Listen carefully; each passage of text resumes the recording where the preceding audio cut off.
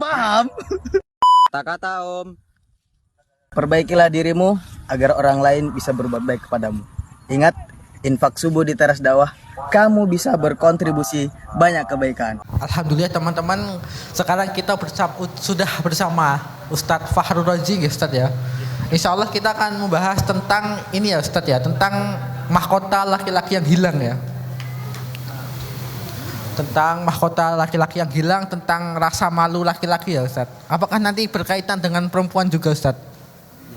Oke, insya Allah berkaitan juga dengan perempuan. Jadi ini materi cocok ya untuk cowok maupun cewek, insya Allah relate nanti. Mungkin selanjutnya kepada Ustadz, saya persilahkan. Bismillahirrahmanirrahim. Assalamualaikum warahmatullahi wabarakatuh. Waalaikumsalam warahmatullahi wabarakatuh. Alhamdulillahirabbil alamin. Innal hamdalillah nahmaduhu wa nasta'inuhu wa nastaghfiruh. Wa na'udzu billahi min shururi anfusina wa min sayyiati a'malina. May yahdihillahu fala mudilla lahu wa may yudlilhu fala hadiyalah. Wa asyhadu an la ilaha illallah wahdahu la syarika lahu wa asyhadu anna Muhammadan abduhu wa rasuluhu alladzi la nabiyya wala rasula ba'dah. Allahumma salli ala Muhammadin wa ala azwajihi ummahatil mu'minin wa dzurriyyatihi wa ahli baitihi wa ashabihi wa mawalah. A'udzu billahi minasy syaithanir rajim. Ya ayyuhalladzina amanu taqullaha haqqa tuqatih wa la tamutunna illa wa antum muslimun. Alhamdulillahirabbil alamin. Hadirin sekalian, adik-adik yang dirahmati oleh Allah Subhanahu wa taala, segala puji bagi Allah yang masih menghiasi diri kita dengan hiasan iman, yang masih memilih kita untuk menjadi orang-orang yang tunduk patuh kepada Allah Subhanahu wa taala, yang menetapkan untuk kita jalan kehidupan yang kita dengan sukarela meniti jalan itu, melebarkan hati, meluaskan jiwa kita untuk menerima ajaran Allah Subhanahu wa taala. Karunia itu sangat besar dan lebih besar lagi ketika kita hidup di akhir zaman seperti kita hari ini, di mana secara umum kaum muslimin mulai lupa kepada ajaran Islam. Ketika lupa kepada ajaran Islam, nek bahasa Kanjeng Nabi kita Muhammad sallallahu alaihi wasallam, wa yurfa'ul ilm wa yansyurul jahl. Ketika ilmu Islam dicabut oleh Allah, maka kemudian yang muncul adalah merajalilanya kejahiliahan di mana-mana. Kejahiliahan apa? Ya, kejahiliahan adalah semua nilai yang jauh dari ajaran Islam. Semua perbuatan, kalau wujudnya perbuatan, maka dia adalah perbuatan dosa yang diharamkan oleh Allah Ta'ala. Sesuatu yang sebenarnya tabu hari ini dianggap biasa. Sesuatu yang sebenarnya harusnya dijauhi hari ini justru dikejar-kejar oleh manusia. Kenapa? Karena hilang rasa malu. Malu kepada siapa? Paling tidak ya malu kepada pencipta alam yang maha melihat. Jadi adik-adik sekalian, asadhaniyallahu wa iyyakum, kalau kita hari ini berkeluh kesah tentang rusaknya ketentraman, rusaknya rasa aman, saya masih ingat adik-adik sekitar berapa ya? 20-25 tahun yang lalu. Itu kalau saya ngisi kajian selesai jam 10 malam, masih muda waktu itu, belum menikah saya. Itu kalau selesai ngisi pengajian jam 10 malam, kadang itu diajak jagongan sama peserta kajian itu pulang sampai rumah jam 1:30 malam. Jadi jagongannya dengan murid ngaji itu jauh lebih panjang daripada kajiannya. Dan pada waktu itu, ya, saya masih ingat naik sepeda motor pulang ke rumah malam hari jam 1 malam, jam 1:30 malam, itu hati kita biasa-biasa saja. Rasanya aman, tidak ada rasa khawatir sedikit pun. Hari ini kita keluar rumah naik sepeda motor jam 11:30, jam 11 malam itu khawatir loh. Naik kena kelitih, naik disabet pedang. Ya, kalau kita tiba-tiba tanpa babi bu, tiba-tiba kepala kita dipukul dengan menggunakan tongkat besi dan lain-lain.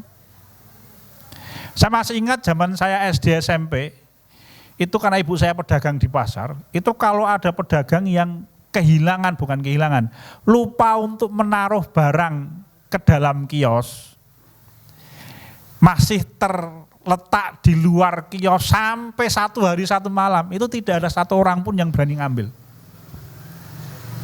Itu nanti paling sama penjaga ke pasar diambil, diletakkan di gudang, besok pagi dikembalikan. Paling begitu. Kalau barangnya besar meskipun berharga, seperti kalau gula itu kan besar wujudnya, susah diangkat, ya diletakkan di tempat itu, tidak ada orang mengambil. Dulu. Sekarang jangankan kok barang berharga, sandal saja itu lupa kita meletakkan, diambil sama orang. Helm wis, ya kita parkir motor, helm sedikit saja meleng, harganya agak mahal, diambil sama orang hari ini. Dan lain-lain hadirin. Apalagi zaman saya kecil itu sak nakal-nakalnya anak muda itu paling nyuri ayam. Nek bahasa wong Jawa maling pitik. Itu sudah anak paling nakal itu. Hari ini anak muda kalau dikatakan nakal udah main narkoba, berzina, apalagi membunuh orang dan lain-lain. Sangat berbeda adik-adik. Apa yang hilang? Yang hilang ya semuanya sebenarnya. Nek Rasul kita menyampaikan pertama kali karena orang tidak lagi butuh dengan ajaran Islam, ayurfa'al ilm, dicabutnya ilmu Islam dari hati kaum muslimin, wa yansurul jahal, kemudian merajalilanya kejahilan di mana-mana. Ya, akhirnya orang tidak lagi mengenal Allah Ta'ala, tidak merasa takut, apalagi tidak malu apalagi dengan Allah Subhanahu Wa Ta'ala. Karena ini penting adik-adik. Coba bayangkan, mohon maaf ya, ini contohnya tragis. Mohon maaf sekali lagi saya mengulangi 2 kali. Perbuatan paling pribadi yang tidak mau dilihat oleh orang lain itu ketika seorang suami berhubungan dengan istrinya. Mohon maaf, 3 kali saya mohon maaf. Tapi hari ini anak-anak muda dengan pacarnya itu mereka berhubungan suami istri yang bukan suaminya dan bukan istrinya, itu direkam dan disebar di media sosial dan tanpa rasa malu sedikit pun. Bahkan saya itu karena cukup aktif hampir setiap hari saya itu baca di Twitter, X ya, Isra modal Twitter kan, membahasakan X masih susah saya. Saya itu pernah lihat utas itu tentang kenapa kok hari ini mohon maaf banyak remaja putri yang tercebur ke dunia prostitusi. Datang dari mana? Dari pergaulan bebas, gonta-ganti pasangan. Setelah akhirnya yang paling akhir dia disakiti oleh kaum lelaki, sedangkan dia merasa sudah biasa. Kemudian pikirannya adalah kenapa kalau tidak bisa mendapat uang sekalian, kenapa tidak dicoba saja sekalian. Akhirnya kemudian pasang harga, dan itu persis seperti yang dikatakan Nabi Muhammad SAW diiklankan. Ya. Ma dhaharul fahisata fi qaumin hatta u'linu biha. Tidaklah ada satu masyarakat di mana perbuatan zina dikerjakan terang-terangan, hatta u'linu biha, sampai diiklankan. Itu sesuatu yang 40 tahun lalu tidak terbayang. 30 tahun lalu tidak terbayangkan orang mengiklankan dirinya tentang perzinahan. Hari ini sesuatu yang biasa. Na'udzubillahi tsumma na'udzubillahi tsumma na'udzubillah. Rasul kita menyampaikan begitu. Apa? Rasa malu. Tidak main-main lu rasa malu itu.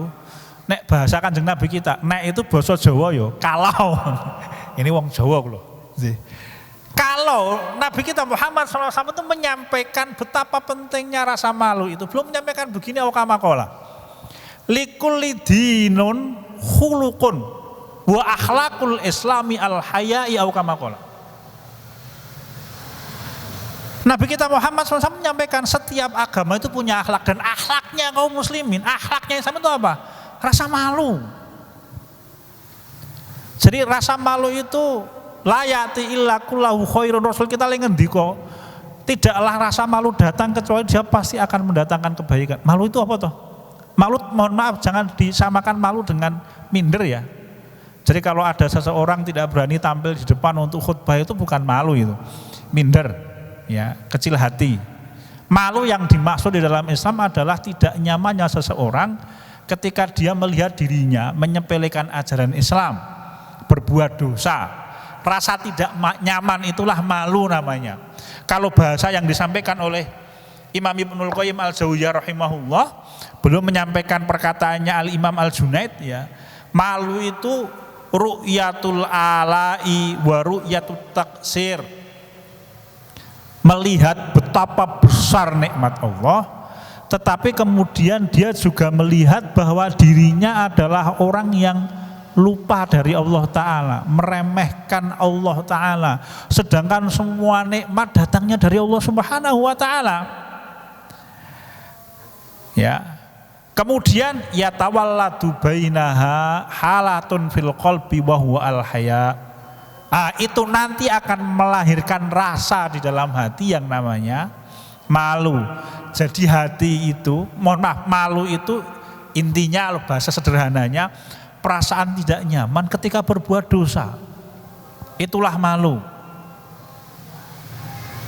Maka nanti ada tingkatan-tingkatannya ya. Malu yang paling tinggi itu adalah malunya orang yang dia tahu bahwa Allah dekat dengan dia, Allah selalu menyediakan kebutuhan, Allah Ta'ala berbuat baik kepada kita setiap saat. Itu malu yang paling tinggi. Wallahu a'lam. Nanti kita laksanakan ba'da isya. Sekian dan demikian adik-adik sekalian. Semoga Allah Ta'ala melapangkan dada kita untuk menerima ajaran Islam. Semoga Allah Ta'ala menjaga satu karunia besar di dalam hati kita, yaitu rasa malu. Saya kembalikan kepada pembawa acara, kurang lebih mohon maaf. Alhamdulillah. Assalamualaikum warahmatullahi wabarakatuh.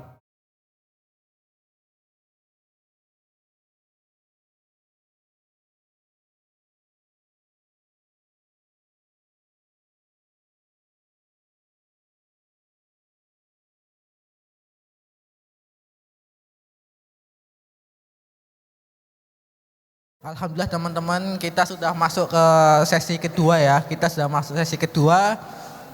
Mungkin langsung saja ya Ustadz, kepada Ustadz Fahru Rozi kita persilahkan. Bismillahirrahmanirrahim. Assalamualaikum warahmatullahi wabarakatuh. Alhamdulillahirabbil alamin wassalatu wassalamu ala nabiyyina Muhammadin wa ala azwajihi wa dhurriyyatihi wa ahli baitihi wa ashabihi ajma'in. A'udzu billahi minasyaitonir rajim. Ya ayyuhalladzina amanu taqullaha haqqa tuqatih wa la tamutunna illa wa antum muslimun. Adik-adik sekalian yang dirahmati Allah, kita lanjutkan pembicaraan kita tentang al-haya. Ini mahkota, ini kehormatan seorang muslim. Kenapa kok malu di dalam bahasa Arab itu dikatakan al-haya'u? Ya, dari yang maknanya, makna lainnya adalah dia kehidupan. Al-haya'u itu sama dengan al-hayatu. Ya, dari kata kerja yang sama. Kenapa kok malu itu dianggap sebagai kehidupan di dalam bahasa Arab? Karena rasa malu itu yang menghidupkan hati seorang manusia. Rasa malu itu yang menghidupkan keimanan seorang manusia. Seorang muslim itu selama dia masih punya rasa malu, maka dia masih punya keimanan. Seorang muslim itu ketika kehilangan rasa malu, maka hampir bisa dipastikan imannya itu sakit parah atau hampir-hampir mati. Misalkan tadi yang kita sebutkan, sepasang lelaki wanita yang bukan suami istri, kemudian dia merekam hubungan mereka, kemudian disebarluaskan. Itu pilihannya ya hanya dia hampir kehilangan keimanan dia kepada Allah, atau kemungkinan yang kedua ya memang keimanan dia kepada Allah Subhanahu wa Ta'ala telah mati. Saya tidak mengatakan orang yang berzina itu kafir, tidak loh nggih. Hanya kalau dilihat dari tanda-tandanya seseorang tidak punya rasa malu, maka hampir bisa dipastikan itu adalah orang yang hatinya sakit, dan sakit itu hampir membawa kepada kematian hati. Na'udzubillah tsumma na'udzubillah. Nggih. Atau misalkan hari ini kita melihat fenomena, mohon maaf para akhwat nggih. Misalkan hari ini kita satu sisi gembira ketika melihat banyak remaja putri yang memakai kudung. Itu satu nikmat dari Allah Ta'ala. Tetapi kemudian di sisi lain di media sosial betapa banyak remaja putri yang menggunakan kudung tapi akhlaknya betul-betul jauh dari ajaran Islam. Sama. Berarti beliau adalah seorang muslimah yang sedang memiliki hati yang sakit parah. Sehingga apa? Sehingga kehilangan rasa malu. Atau misalkan dalam kasus yang agak mirip lah misalkan. Seorang wanita atau seorang laki-laki mohon maaf berzina dengan bukan suami atau bukan istrinya misalkan. Sama saja.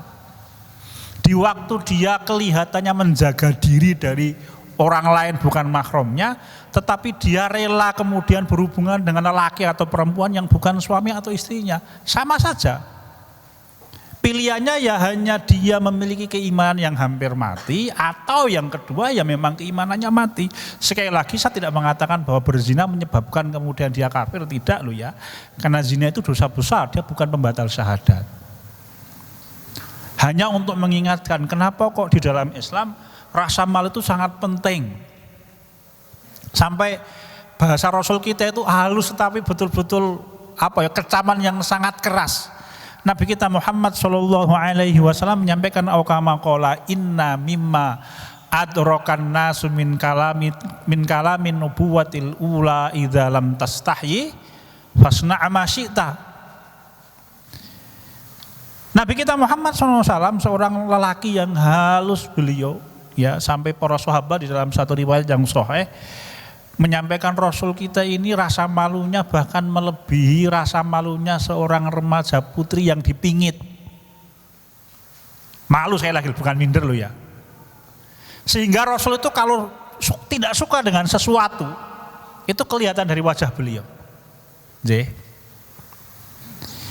Jadi Rasul kita Muhammad SAW menyampaikan inna mimma adrakan nas min kalamin nubuwatil ula, di antara ucapan-ucapan yang dikenal oleh manusia, dia termasuk ucapan para nabi terdahulu itu apa? Idza lam tastahyi fasna' ma syi'ta. Kalau engkau tidak punya rasa malu ya sudah silahkanlah berbuat sekehendakmu. Rasa duwe aturan wis. Sasa kabeh lah, pokoknya kepengen ngidul ya silahkan ke selatan. Perutnya kepengen ke utara ya silahkan ke utara. Ya, halus tetapi sindiran yang sangat kuat dari Rasul kita Muhammad Shallallahu Alaihi Wasallam. Kapan? Ketika orang kehilangan rasa malu. Penyebabnya apa toh? Satu, seorang itu kehilangan rasa malu ketika dia memang telah kehilangan nilai, baik atau buruk itu berubah. Ya, misalkan begini, saya masih ingat. Kapan pertama kali muncul kebiasaan, mohon maaf, wanita naik motor pakai celana pendek di negeri kita? Itu saya masih ingat ketika muncul iklan motor matic pertama kali yang dibintangi oleh seorang artis wanita yang mau nikah nih enggak nikah sampai sekarang. Karena namanya itu. Apa kuwi rasa dipikirke.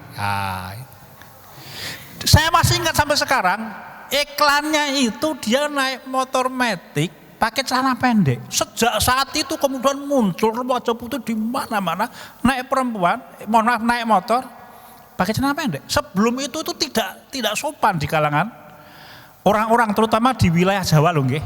Wong Jawa Tengah Jogja.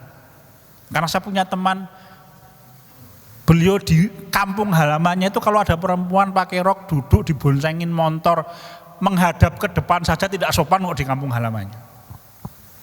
Ya. Perubahan nilai. Dulu itu dianggap tidak sopan. Tetapi karena kemudian dimunculkan oleh seorang artis terkenal, kemudian dianggap biasa, hari ini dianggap biasa, perubahan nilai. Mungkin kalau disebutkan oleh Kanjeng Nabi kita Muhammad SAW menggunakan bahasa ayyur fa'al ilm itu diangkut ilmu Islam. Kenapa? Karena ilmu Islam itu sumber nilai-nilai kebaikan itu ya ajaran Islam. Apapun yang dikatakan oleh Allah Ta'ala baik, meskipun semua manusia mengatakan jelek, dia tetap baik. Semua perkara yang dianggap baik oleh Allah Ta'ala, sekali lagi, meskipun semua manusia menganggapnya jelek, dia tetap baik. Tetapi sebaliknya, sesuatu yang dikatakan oleh Allah jahat, jelek, sedangkan semua manusia mengatakan baik, dia tetap jelek. Kenapa? Yang mengatakan itu penguasa alam semesta yang maha tahu dan maha bijaksana. Sumbernya mana? Sumbernya karena memang orang tidak mengenal Islam, kemudian nilainya berubah. Standar baik buruknya itu tidak lagi sama. Tidak percaya adik-adik, zaman sekitar tahun 70-an, itu kalau ada cowok berani main di rumahnya cewek sampai maghrib belum pulang, itu kemudian langsung digeruduk orang satu kampung, dinikahkan tempat loh. Kalau sekarang itu dipakai, wah anak-anak muda suka itu. Sekalian saja gitu. Ya. Kalau sekarang itu dipakai tidak bisa, kenapa? Nilainya sudah berubah. Dulu orang itu punya rasa malu yang sangat tinggi. Punya rasa malu yang sangat tinggi, sungkan yang sangat tinggi. Ya. Berubah. Jadi memang sumber pertama, ya ketika orang jauh dari Islam, tidak mengenal ajaran Islam. Tidak menganggap penting ajaran Islam. Sehingga apa pandangan baik buruk itu berubah. Ya, hari ini mohon maaf, kita tinggal di suatu masa di mana sesuatu yang baik itu adalah sesuatu yang mendatangkan manfaat duniawi bagi manusia. Menurut pandangan sebagian besar orang, mendatangkan duit lah, ya, mendatangkan cuan lah kata para anak-anak muda yang main di bisnis. Duitnya banyak, itu dianggap baik semuanya. Apapun itu, tidak peduli halal atau haram. Ya, di dalam Islam tidak begitu. Sesuatu yang baik ya sesuatu yang diridhoi oleh Allah Subhanahu wa taala. Sesuatu yang tidak baik, sesuatu yang tidak disukai oleh Allah Subhanahu wa taala. Sehingga ketika hal itu berubah di kalangan banyak umat Islam, maka ya nanti ya akhirnya kemudian akan menyebabkan seorang muslim atau satu masyarakat melihat perbuatan dosa itu biasa. Akhirnya karena dia melihat perbuatan dosa biasa, ya dia tidak lagi memiliki rasa malu untuk dilihat oleh orang ketika dia berbuat dosa. Saya masih ingat ya di kampung halaman saya, ya itu kapan pertama kali muncul perempuan yang hamil di luar nikah. Saya masih ingat itu. Saya itu masih ngalami adik-adik, ada lelaki yang datang ke kampung kami, ngapeli cewek itu dilempari pakai kerikil, saya masih ingat karena saya termasuk pelakunya. Zaman saya SD, jadi kalau ada anak muda gitu lewat di jalan kampung gitu, dia mau apel ke rumahnya perempuan itu, kita anak-anak kecil itu ngelempari dia pakai kerikil itu. Dulu, hari ini coba kalau misalkan itu dipakai di satu wilayah di kampung kita, ya, oh jadi musuh kampung itu anaknya. Ya, tidak disukai sama semua orang. Kenapa? Dianggap mengganggu aktivitasnya orang lain. Sudah berubah adik-adik. Sehingga ketika kita pribadi kepingin memunculkan rasa malu kita kepada Allah Ta'ala, ya pelajari Islam, melaksanakan Islam. Sekali lagi loh adik-adik, rasa malu itu kulluhu khairun, kata kanjeng Nabi kita Muhammad SAW. Kenapa? Karena dia akan menjaga orang tetap di atas kebaikan ketika semua orang tidak baik. Dia akan menjaga seorang manusia sabar untuk mentaati Allah ketika semua orang tidak taat. Dia akan menjadikan manusia selalu berlaku jujur meskipun semua orang tidak ada yang jujur. Silahkan dibuktikan. Suatu saat ada seorang Rasul kita berjalan, tiba-tiba melewati seorang laki-laki yang sedang memberikan nasihat kepada adiknya. Kenapa? Karena adiknya itu pemalu, bukan minder loh ya, pemalu dia. Ya. Ketika mendengar itu maka Rasul mengatakan, "Ulah, biarkan saja adikmu." Kenapa? Karena dia ada di atas kebaikan. Kapan itu? Ya karena dia punya rasa malu itu. Punya rasa malu. Dia akan membuat jiwa manusia tidak nyaman ketika berbuat dosa meskipun semua orang tidak ada yang melihat, meskipun semua orang tidak ada yang mengetahui. Tapi dia tahu Allah Maha melihat. Yang pertama ya adik-adik, yang menghilangkan rasa malu itu perubahan nilai. Yang kedua, apa yang menyebabkan rasa malu itu hilang? Karena nyuwun ngapunten, lingkungan yang rusak. Kalau bahasa Kanjeng Nabi kita di dalam satu riwayat, Rasul kita menyampaikan begini bahasanya. Ya'ti 'alan nasi zamanun aw kama qala yadzubu qalbul mu'min kama yadzubul milhu minal ma'. Kila mimma dzaka ya Rasulullah qala minal munkari la yastati'u taghyiruh. Kanjeng Nabi kita Muhammad SAW bersabda, ya, akan datang suatu masa di mana prinsip hati keimanan seorang mukmin itu akan mencair, hilang dikit demi sedikit, sebagaimana hilangnya garam yang dimasukkan ke dalam air, ya toh? Jadi kalau kita memasukkan garam ke dalam air, tidak usah kita aduk, dia akan mulai menghilang sedikit demi sedikit, tanpa dirasakan. Kemudian ditanyakan kepada Rasul kita Muhammad SAW, ya Rasulullah, kenapa itu? Apa penyebabnya? Nabi kita Muhammad SAW menyampaikan minal mungkari la yastati'u taghyiruh, karena perbuatan mungkar yang tidak sanggup dia rubah, akhirnya dianggap biasa. Saya pernah punya cerita, bukan saya sih, saya punya teman, ya usianya di atas saya, zaman beliau kuliah di salah satu universitas negeri, beliau cerita kos-kosan itu 11 orang, kelihatannya satu kampus itu, ya di Yogyakarta ini. Temannya yang 10, nyuwun ngapunten, kebiasaannya apa? Nonton video porno. Dia yang tidak. Akhirnya apa? Ya gelisah akhirnya adik-adik. Pilihan dia akhirnya ya dia pindah dari kos. Kalau misalkan dia tetap ada di dalam kos itu, ya habislah dia akan sama dengan teman-temannya. Ya karena dia sendirian. Coba bayangkan kalau panjenengan nggih punya teman akrab jumlahnya 5, Anda sendirian, teman panjenengan punya pacar semuanya, panjenengan tidak. Kira-kira apa yang terjadi? Ya jadi obat nyamuk jenengan. Ya. Menyala tapi didiamkan saja. Kedap, kedep, ketap, ketip, tilang, tilong. Ya. Ya begitu adik-adik. Akhirnya karena panjenengan kepengen masuk ke dalam lingkungan teman akrab jenengan, ya akhirnya jenengan milih bersama dengan pacar, golek pacar, agar apa? Agar bisa bersama dengan mereka kemana-mana. Ya, karena memang wataknya orang hari ini, wataknya anak muda ini kan begitu adik-adik. Apa itu? Bergabung dengan satu komunitas. Ya, lah komunitas teman akrabnya pacaran semuanya. Ya kalau hari Ahad kumpul semuanya bawa pacar, jenengan tidak, terus bagaimana? Ya adik-adik, apa yang terjadi? Nggih paling nulis di status Facebook atau ya IG atau apa ya, sirahku mumet ini. Ya. Maka kalau panjenengan kepingin selamat, bukan ditinggalkan teman-teman, karena itu ladang dakwah. Apa? Cari lingkungan yang baik. Yang lingkungan itu bisa menjaga prinsip kita di dalam mentaati Allah Subhanahu wa taala. Silaturahim jangan diputus. Tetapi ketika kita berkehendak untuk menjaga prinsip kita, carilah lingkungan yang memang betul-betul bisa mempertahankan prinsip panjenengan. Coba panjenengan kalau misalkan panjenengan ngekos di satu kos-kosan, jumlah mungkin paling gampang ya mbak-mbak ya, jumlah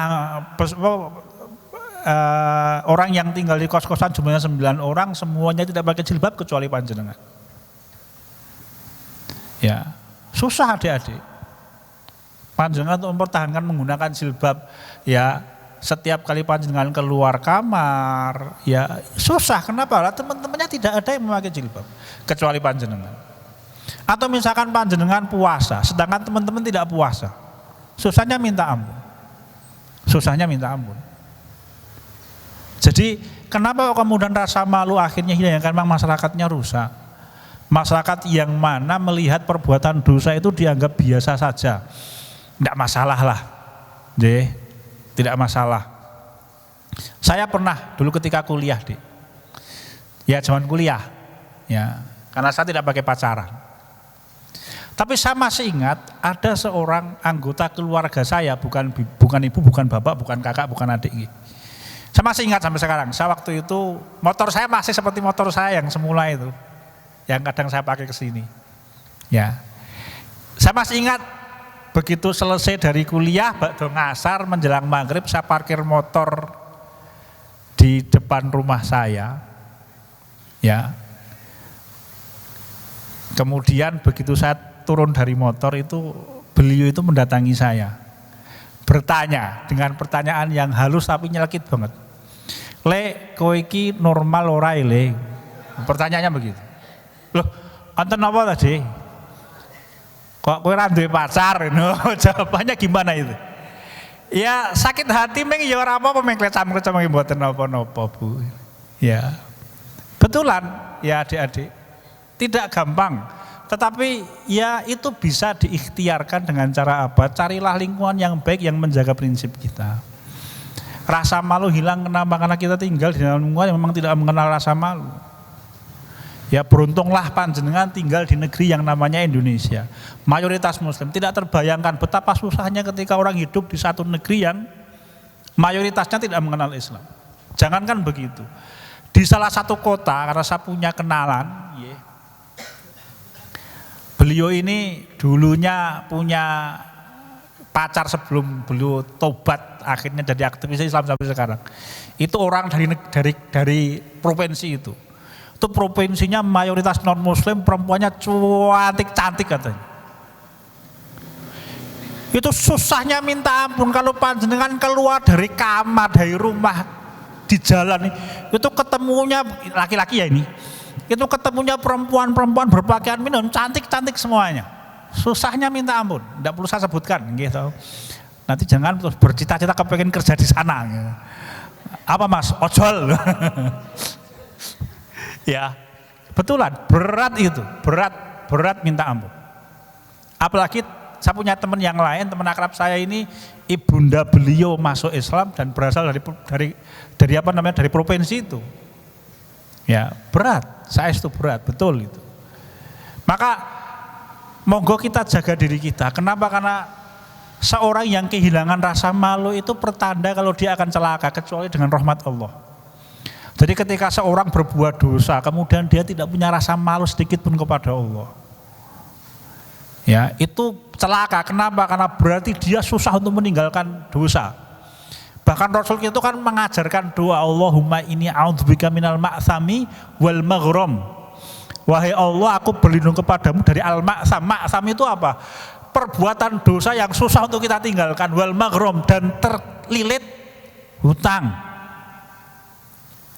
Ya, kenapa? Itu awal kecelakaan. Kalau Al-Imam Fudail bin Iyad rahimahullah itu menyampaikan kecelakaan manusia itu tandanya ada 5 kata beliau. 1 qasawatul qalb, 1 hati yang keras, susah menerima kebenaran. Yang kedua jumudul ain, matanya itu tidak bisa untuk membedakan hak dan batil. Jumudul ain. Ya, nah kita bahas ya, karena kita bahas yang paling akhir. Yang ketiga itu adalah raghabatun fid dunya, kata beliau, mencintai dunia di atas akhirat. Yang keempat adalah tulul amal, suka menghayal. Ya. Suka menghayal. Yang kelima qillatul haya, kata beliau, sedikit rasa malu. Itu tanda bencana seorang manusia akan segera datang. Ya, apalagi kalau misalkan perbuatan dosa itu terkait dengan uang yang banyak, wah susah untuk ditinggalkan. Tapi bisa dihindari dengan apa? Rasa malu. Ya, kenapa? Karena merasa diawasi oleh Allah Subhanahu wa taala. Suatu saat Ummul Mukminin Aisyah radhiyallahu anha itu menanyakan tentang bagaimana kalau seorang manusia di dalam rumahnya, mohon maaf, dia tidak berpakaian. Maka kan di dalam Islam, mohon maaf, kalau panjenengan sendirian, ini beda dengan suami istri. Saya tidak membicarakan suami istri ya. Kalau kita sendirian kan tidak diperbolehkan kita tidur dalam keadaan tidak berpakaian. Mohon maaf ya. Ketika Ummul Mukminin Aisyah radhiyallahu anha bertanya tentang hal yang seperti itu, mirip seperti itu, maka belum menjawab, sungguh Allah lebih layak untuk kita merasa malu kepadanya. Kenapa? Karena Allah Maha melihat. Allah melihat kita. Jadi meskipun misalkan panjenengan tinggal di satu kampung, ini paling gampang contohnya nggih, para ahwat ya, karena memang mahkota yang paling tinggi bagi seorang muslimah selain keimanan kepada Allah adalah rasa malu. Jadi misalkan begini, adik-adik sekalian, panjenengan tinggal di satu kampung, suatu saat orang kampung semuanya keluar kampung, ada acara di luar kampung. Meskipun panjenengan tahu di luar rumah panjenengan tidak ada orang lain ya kecuali panjenengan yang keluar rumah, maka jenengan ya tetap harus menggunakan jilbab. Ya, ketika ditanya lo kenapa, ya karena Allah lebih layak untuk kita miliki rasa malu kepadanya, meskipun semua orang tidak ada. Tapi kan itu satu lingkungan yang sebenarnya sifatnya umum, hanya memang waktu itu tidak ada orang yang ada di tempat itu. Tapi kan Allah melihat kita telah melangkah keluar dari rumah kita, tutuplah aurat. Kira-kira begitu. Jadi qillatul haya itu satu tanda kalau orang akan celaka di hadapan Allah Subhanahu wa taala. Satu nikmat yang diberikan oleh Allah ketika dicabut kemudian akan menimbulkan bencana itu dua. Apa itu? Satu, kelemah lembutan, yang kedua rasa malu. Itu kalau dicabut itu rusak biasanya. Ya.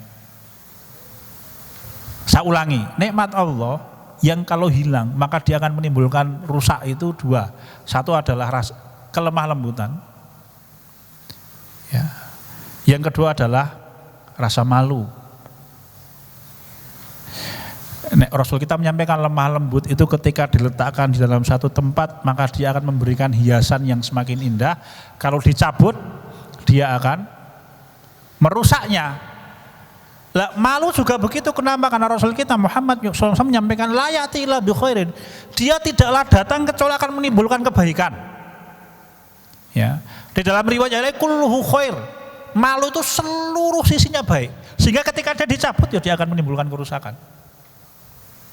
Adik-adik, ya, jadilah diri kita orang yang punya rasa malu. Kepada siapa ya? Kepada Allah Ta'ala paling tidak.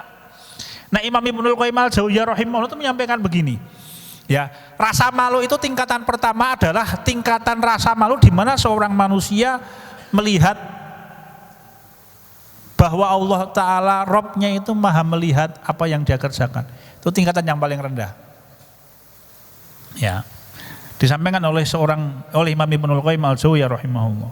Tingkatan yang kedua adalah seseorang yang dia malu kepada Allah. Kenapa? Karena dia cinta kepada Allah Ta'ala. Tingkatannya di atasnya. Kalau yang pertama, seorang manusia yang malu kepada Allah karena dia takut Allah itu maha melihat. Dia khawatir kalau dia berbuat dosa Allah menghukum dirinya. Boleh, tidak apa-apa.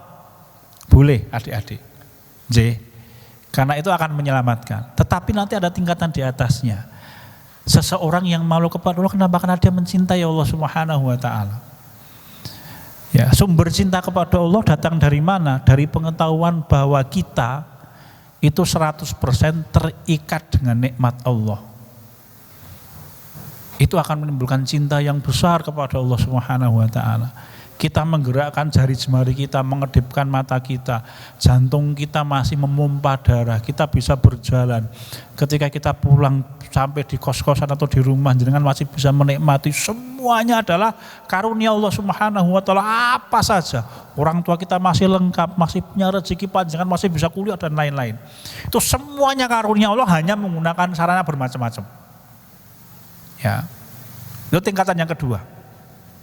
Adik-adik, mencintai Allah. Tingkatan yang paling tinggi ini biasanya dipahami oleh orang yang bermakrifah kepada Allah adalah seorang yang malu kepada Allah karena dia tahu Allah itu banyak membantu. Allah dekat dengan kita, dekat dalam artian membantu loh ya, menolong. Setiap kali kita punya masalah ada jalan keluar. Setiap kali kita dihadapkan dengan masalah yang berat Allah meringankan. Itu kan bisa dinikmati sebenarnya. Bisa dinikmati loh adik-adik. Itu nanti kalau kemudian menimbulkan rasa malu, itu dia yang paling tinggi kedudukannya. Karena memang betul-betul akan mendatangkan kelemah lembutan. Hatinya itu lunak betul ketika menerima kebenaran yang datang dari Allah Subhanahu wa taala. Kalau yang pertama dan kedua itu dorongannya masih kekuatan fisik untuk mentaati Allah. Kalau yang ketiga ini dorongannya adalah lemah lembutnya hati. Tuh dia tahu betapa berjasanya Allah bahasa kita kepada kita. Ya. Karena orang itu ketika punya hutang budi banyak, maka dia akan melunakkan dirinya kepada siapapun pihak yang memberikan dia budi. Ya. Kalau kita tidak suka dengan satu perbuatan, tetapi orang yang melakukan adalah orang yang banyak berbuat baik kepada kita, maka rasa marah kita akan hilang.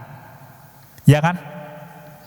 Kalau misalkan kita tidak suka dengan satu makanan, tetapi rupanya yang memerintahkan kita makan adalah orang yang banyak berbuat baik dengan kita akan makan makanan itu. Ya. Bahkan ketika kita makan, itu kita berusaha untuk membuat agar wajah kita tidak berubah, kelihatan tidak suka, kita akan berusaha menghilangkan. Kenapa? Karena tidak nyaman. Ya itulah tingkatan haya yang paling tinggi, itu tingkatan seorang manusia yang ketika dia malu kepada Allah karena dia merasa bahwa Allah itu banyak berbuat baik kepada dia.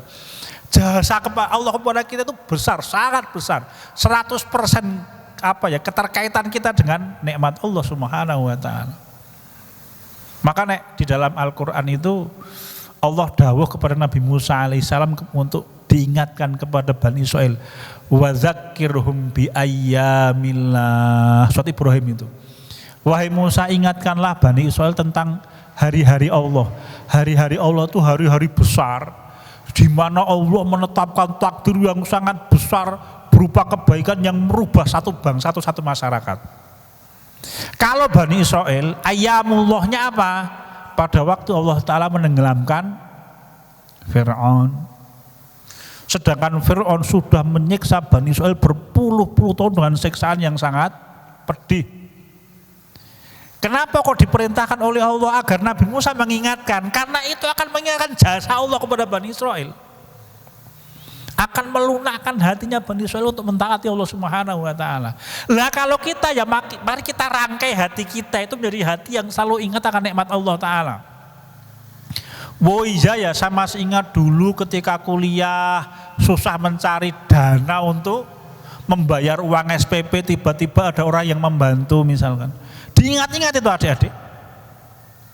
Pada waktu orang tua kita sakit, misalkan kita sedang ada di perantauan, tiba-tiba ada orang yang datang ke rumah, membawa orang tua kita ke rumah sakit, membiayai secara penuh, diingat-ingat itu. Karena itu akan mengingatkan betapa rahmat Allah itu datang kepada kita dan terlimpah. Ya, akan menimbulkan rasa malu kepada Allah kalau kita berbuat tidak baik. Ada satu cerita yang cukup menarik adik-adik.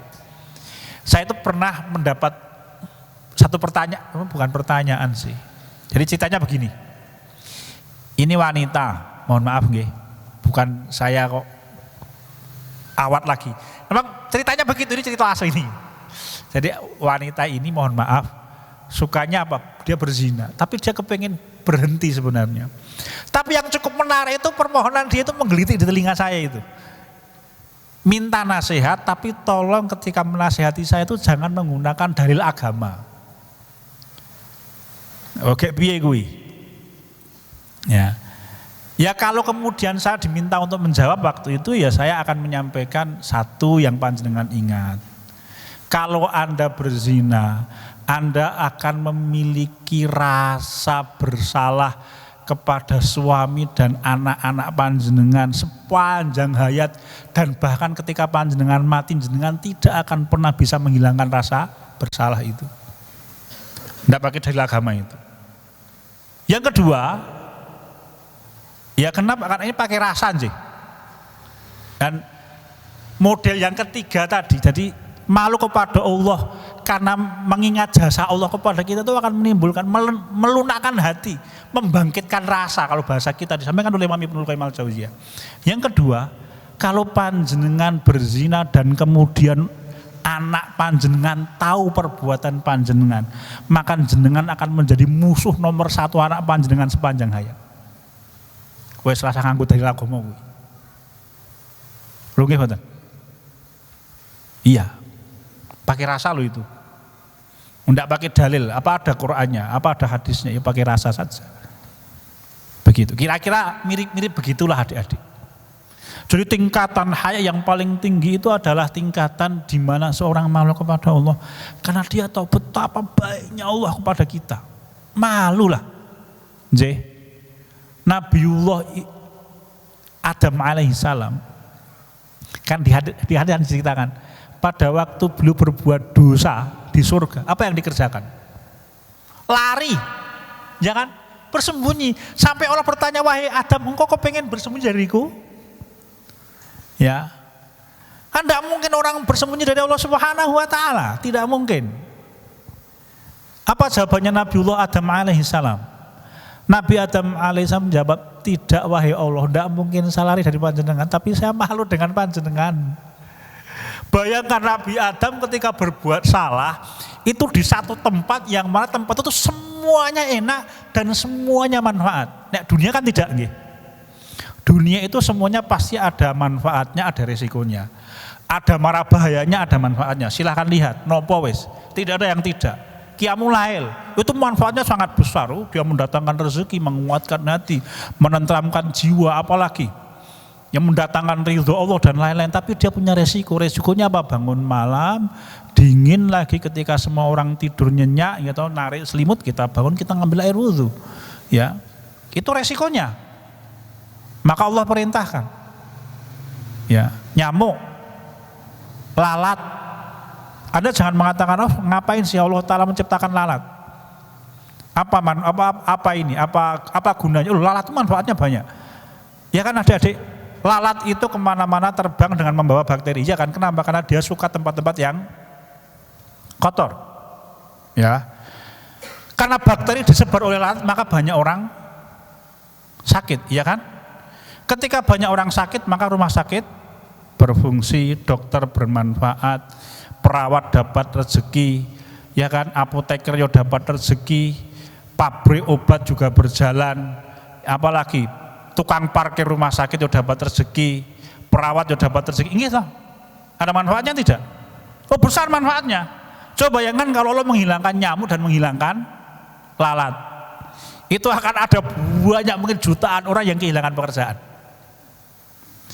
Tetapi ada tempat di mana isinya hanya manfaat dan enak, ada tempat yang isinya hanya mara bahaya dan susah. Mana itu? Surga dan neraka. Lah Nabi Adam itu berbuat dosa di mana? Di tempat yang semuanya nikmat dan semuanya manfaat. Nabi Adam kayak dicolok moto mengenal, begitu beliau sadar, ingatlah beliau. Maka Nabi Adam lari langsung di surga itu sebelum beliau diletakkan di bumi, nggih.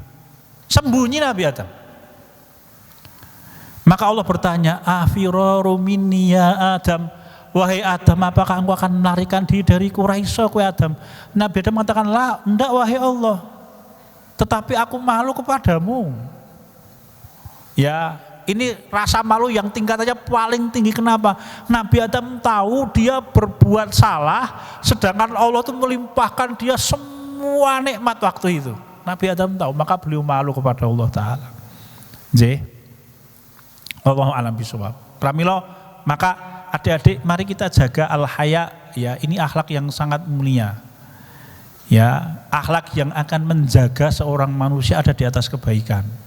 Dijaga baik-baik. Meskipun kadangkala rasa malu ini akan menyebabkan kita dianggap oleh orang beda dengan kebanyakan orang. Tidak masalah. Bersabarlah panjenengan. Nanti Allah Ta'ala akan memberikan panjenengan satu keindahan yang luar biasa dunia dan akhirat. Ketentraman jiwa, ketenangan hati. Apalagi Allah memudahkan urusan-urusan kita, menyelesaikan masalah-masalah kita. Silahkan dibuktikan. Silahkan dibuktikan. Adik-adik, sekian dan demikian apa yang bisa kita bicarakan untuk kesempatan kali ini. Semoga Allah Ta'ala memberikan kita kebaikan dunia dan kebaikan akhirat. Kalau ada perkataan yang tidak berkenan, saya mohon maaf. Alhamdulillah, saya kembalikan kepada pembawa acara. Assalamualaikum warahmatullahi wabarakatuh. Waalaikumsalam warahmatullahi wabarakatuh. Selanjutnya kita sesi tanya jawab ya Ustaz. Teman-teman ada yang mau bertanya? Bismillahirrahmanirrahim. Assalamualaikum warahmatullahi wabarakatuh. Waalaikumsalam warahmatullahi wabarakatuh. Terima kasih banyak untuk penjelasannya tadi Ustadz. Yang ingin saya tanyakan mungkin terkait dengan viralnya di media sosial ya, dengan kondisi kita saat ini yakni dengan adanya peringatan darurat dan bergambar Pancasila. Mungkin di luar dari sedikit yang sudah disampaikan tadi, tapi kenapa saya ingin mencoba mempertanyakan, karena rasanya ada yang kehilangan rasa malu di sini. Sebagaimana sering kita lihat dan tonton dan rasakan juga beberapa waktu terakhir di kondisi negaranya kita itu, singkatnya adalah menghalalkan berbagai cara untuk mendapatkan kekuasaan. Kira-kira apakah tidak salah ketika saya salah satunya sebagai masyarakat atau rakyat Indonesia mengatakan bahwa penguasa yang sedang berkuasa saat ini telah kehilangan rasa malunya yang dibuktikan dengan tingkah lakunya. Apakah tidak dosa ketika saya seperti itu, Ustaz? Terima kasih. Bismillahirrahmanirrahim. Allahumma sholli ala Muhammadin wa ala azwaji wa dzurriyyati wa ahli baiti wa ashabi ajmain. Jadi memang apa adik-adik, standar tadi kita sampaikan, seseorang di dalam menetapkan baik dan buruk itu bisa menjadi salah satu sebab rasa malu akan dicabut oleh Allah Subhanahu wa taala.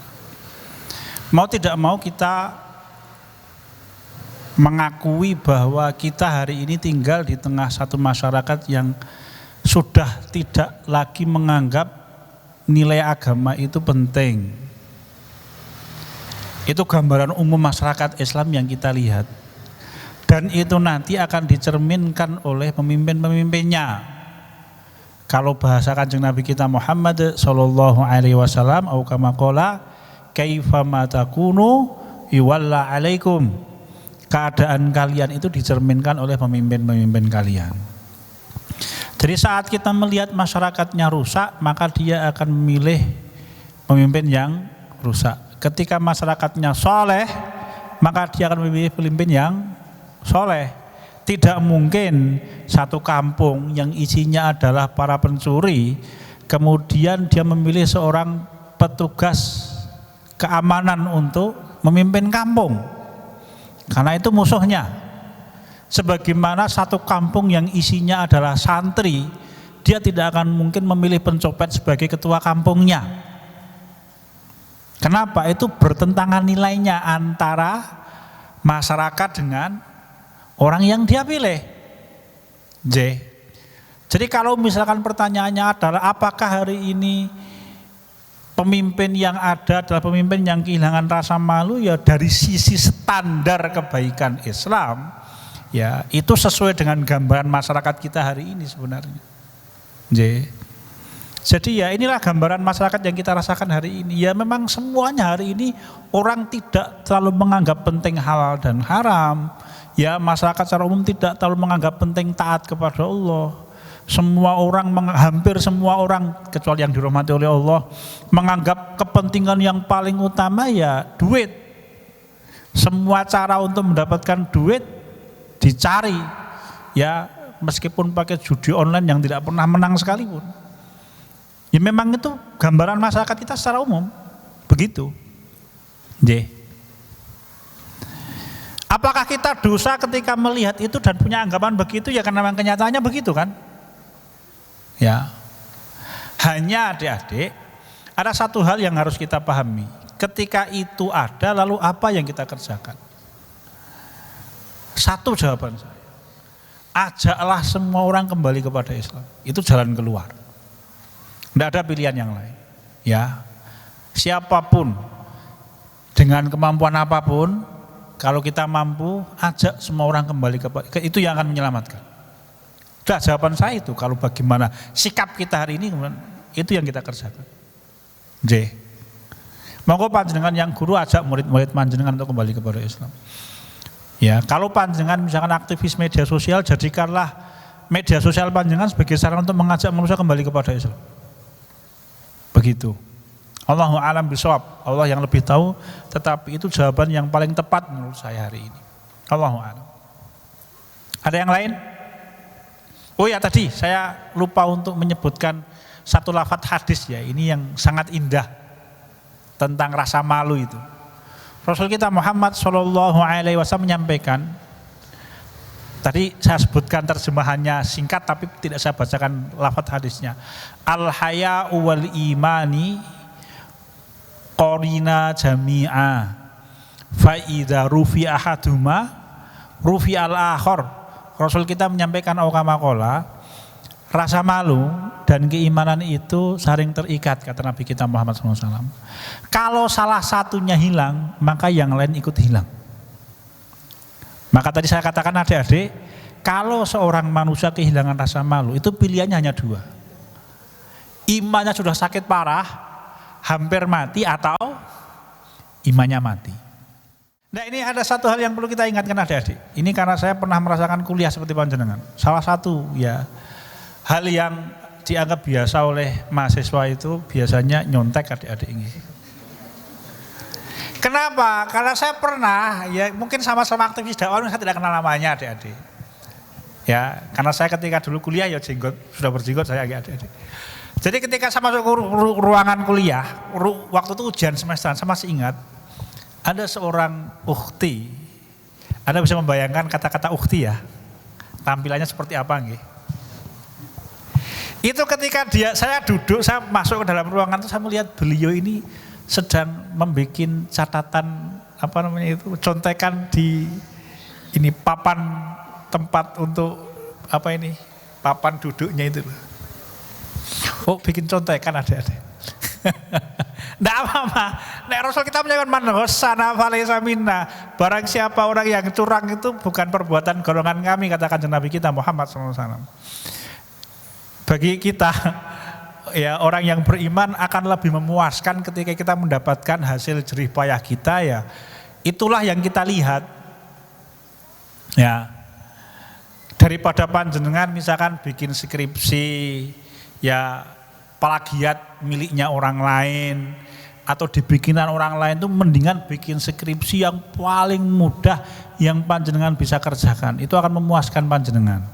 Saya tidak pakai dalil ini ya kalau sekarang ini. Saya dulu ketika ngambil S1, S2 itu cari judul skripsi yang paling gampang. Enggak mau muluk-muluk pokoknya. Bahkan ketika bikin skripsi itu saya punya target selesai dalam jangka waktu 2 pekan. Saya cari yang paling gampang. Saya tanya ke dosennya, belum menjawab.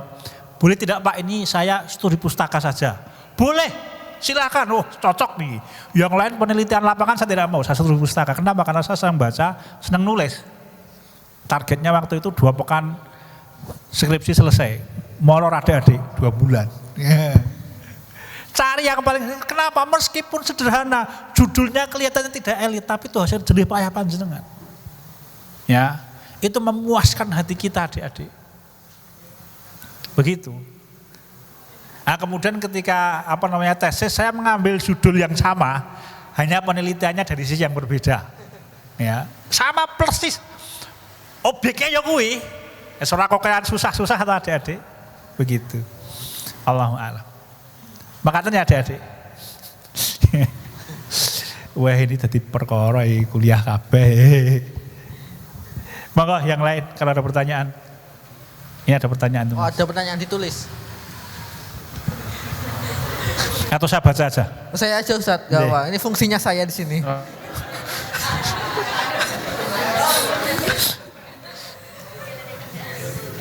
Oke Ustaz, pertanyaannya Bismillahirrahmanirrahim, Alhamdulillahirrahmanirrahim, Allahumma sholli ala sayyidina Muhammad. Ustaz, jika ada orang yang telah melakukan zina sampai hamil, kemudian menikah, posisi wanita masih hamil, apakah setelah wanita tersebut melahirkan harus melakukan akad ulang?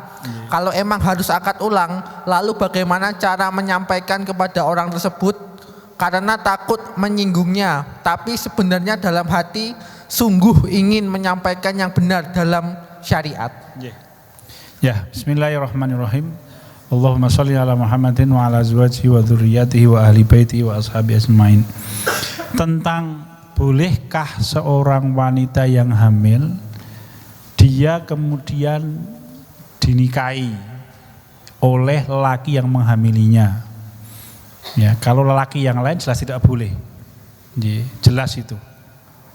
Ya, kalau lelaki yang menikahinya kok rela, dia termasuk dayus, lelaki yang kehilangan rasa cemburu, dan kata Nabi Muhammad dia tidak akan mencium bau surga. Maka kaum lelaki jangan mau dibegitukan. Cari yang lain, masih banyak. Ya. Pertanyaannya adalah boleh tidak? Memang ada dua pendapat. Sebagian ulama berpendapat bahwa iddahnya kaum wanita yang hamil di luar nikah adalah dia melahirkan, ya.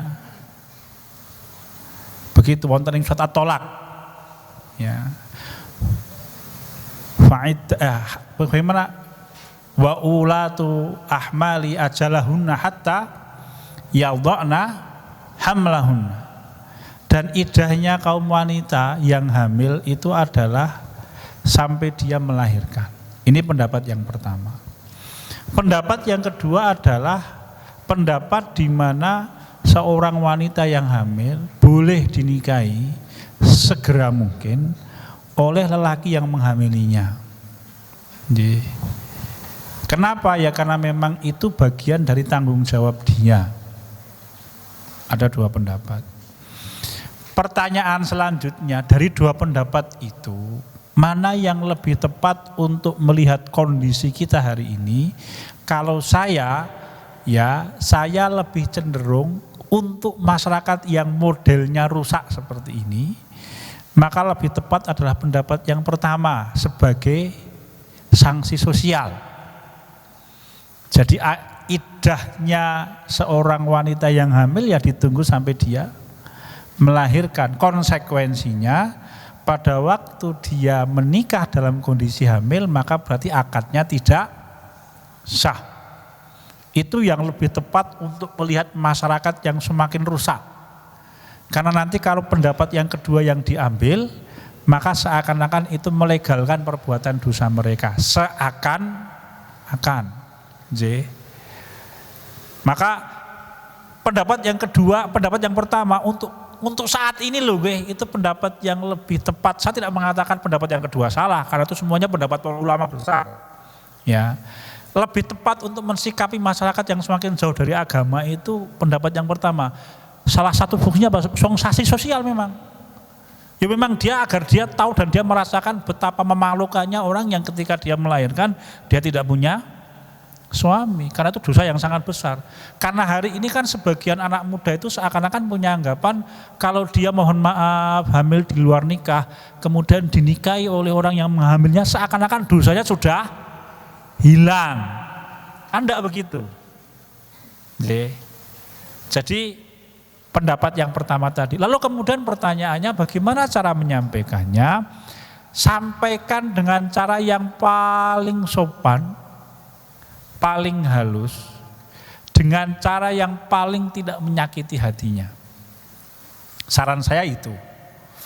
Lalu bagaimana kalau misalkan saya merasa kok saya tidak tega, ya sampaikan kepada orang yang tega untuk menyampaikan hal itu. Karena itu kebenaran yang harus dia dapatkan. Begitu adik-adik. Sekali lagi memang ini bab ijtihad, maka ada beberapa pendapat. Begitu. Sampaikan dengan cara yang paling sopan, yang paling baik, dan jangan menyampaikannya di depan umum. Ya, ketika kumpul bersuara dengan 10 orang, "Weh, saya sampaikan lu Mas," atau "Mbak, ini jangan begitu." Kalau Imam Syafi'i rahimahullah menyampaikan, mengkritik, mengungkapkan keburukan orang di hadapan khalayak itu membuka aib namanya. Ya, kalau kita kepengen menyampaikan nasihat, sampaikanlah ketika berduaan saja, sendirian, tidak ada orang yang tahu. Ya, begitu. Wallahu a'lam bishawab. Ini jawaban saya. Makaten nggih. Monggo Mas.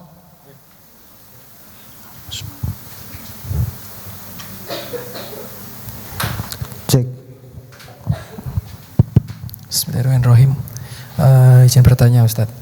Saya masih istilahnya masih terbawa oleh pertanyaan yang pertama. Ini kegelisahan kita bersama sebenarnya dengan kondisi negeri ini.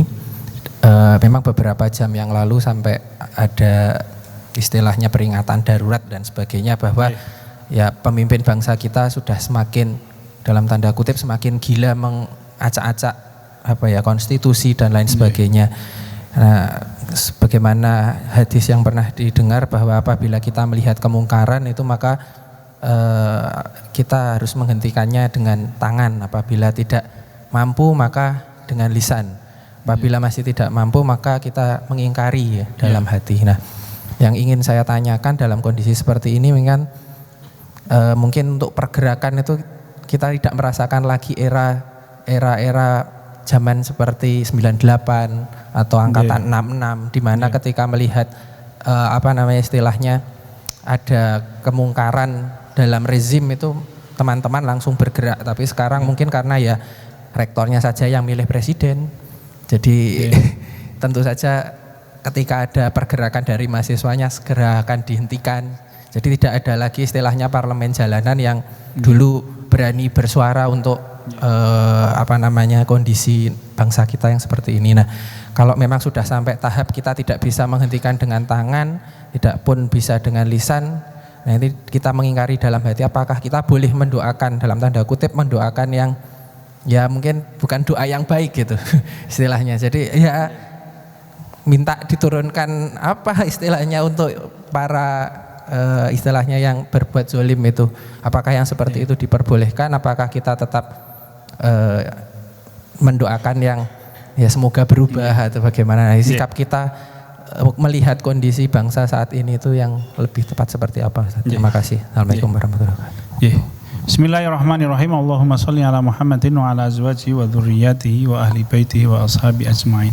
Ketika kita melihat satu kondisi yang tidak nyaman yang hari ini kita rasakan, maka selayaknya lah kemudian kaum muslimin yang jumlahnya mayoritas harusnya menjadi kelompok masyarakat yang paling peduli. Satu kesempatan emas hari ini sebenarnya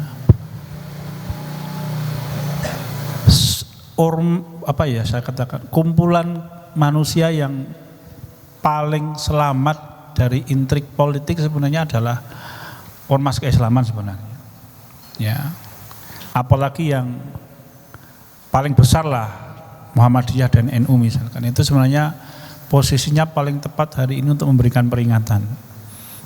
Kan diisi oleh para ulama, para kiai, ya, diisi oleh orang-orang yang harusnya tidak punya kepentingan politik.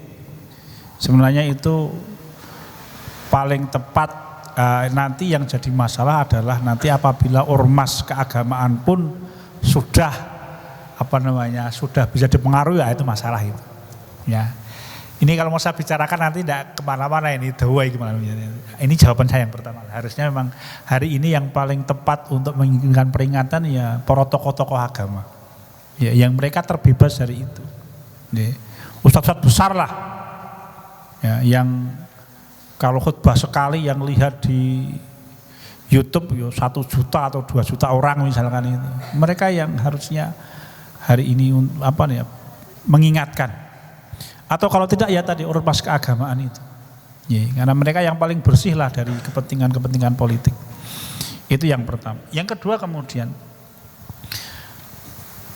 ketika kita mendoakan keburukan, saya malah justru teringat perkataannya Hudzail bin Iyad itu nggih. Karena itu cukup menarik ini. Ketika pemimpin rusak itu rusak semuanya, maka beliau menyampaikan kalau aku punya satu doa yang mustajab, maka akan aku simpan dan aku doakan untuk penguasa agar mereka diperbaiki oleh Allah. Karena rusaknya penguasa itu akan merusak semua orang. Kira-kira begitu. Maka ketika kita berdoa dan Anda merasa bahwa hari ini doa kita mustajab, itu berdoalah kepada Allah semoga umat ini diberi oleh Allah pemimpin yang baik. Bagaimana caranya Allah terserah lu ya.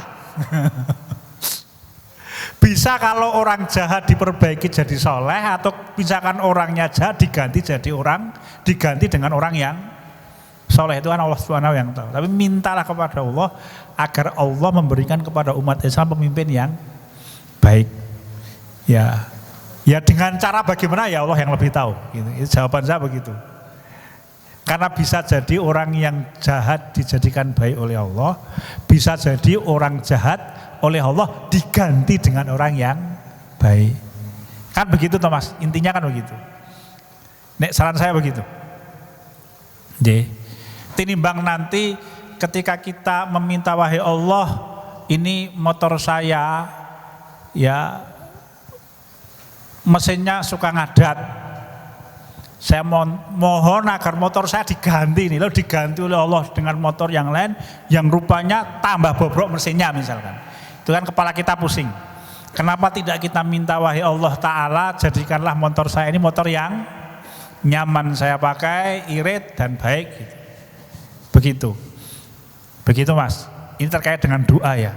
Kenapa ya, tadi saya sampaikan ketika pemimpin itu rusak, maka yang paling merasakan beratnya adalah kaum muslimin. Karena kita mayoritas muslim. Ya, ibu-ibu yang soleh-soleh, yang pekerjaannya ngaji, jualan di pasar, ya, tidak tahu apa-apa, pulang ke rumah main-mainnya ke masjid. Bayangkan mereka dicekik dengan berbagai macam tuntutan yang luar biasa hari ini. Kan kasihan itu. Jadi, betulan. Ya, tukang-tukang becak yang mereka masih rajin sholat, yang mencari rezeki betul-betul mengais-ngais rezeki, kan kasihan mereka yang merasakan beratnya. Maka mintalah kepada Allah agar kaum muslimin diberikan pemimpin yang baik. Saran saya begitu Mas. Allahu a'lam. Mungkin yang terakhir closing statement dari Ustadz. Bismillahirrahmanirrahim. Allahumma sholli ala Muhammadin wa ala azwajihi wa dzurriyyatihi wa ahli baiti wa ashabi ajmain. Adik-adik sekalian, arsyadani Allah wa iyyakum, jagalah rasa malu. Meskipun rasa malu itu menyebabkan Anda merasa asing di tengah manusia. Karena rasa malu itu akan menyelamatkan. Saya ulangi kalimat saya. Adik-adik sekalian, jagalah rasa malu. Meskipun rasa malu itu akan menimbulkan kita perasaan terasing di tengah manusia. Kenapa? Karena rasa malu itu akan menyelamatkan kita di hadapan Allah, dunia dan akhirat. Sekian. Alhamdulillahirabbil alamin. Baik teman-teman, Masya Allah, terima kasih Ustadz atas materi hari ini. Semoga bisa bermanfaat ya, dan kita amalkan materi pada malam hari ini.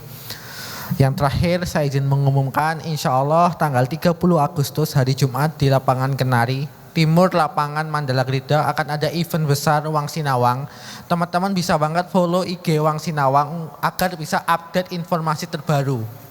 Selanjutnya setiap hari Jumat sore akan ada ngaji Amidah khusus awat. Setiap Rabu malam itu ada ngaji asyik, dan malam minggu itu on the way. Mungkin itu saja untuk hari ini. Teman-teman, nanti setelah saya tutup hati-hati di jalan. Untuk yang membubarkan terlebih dahulu, untuk yang putri ya, yang ikhwan sebentar dulu. Terima kasih. Wassalamualaikum warahmatullahi wabarakatuh.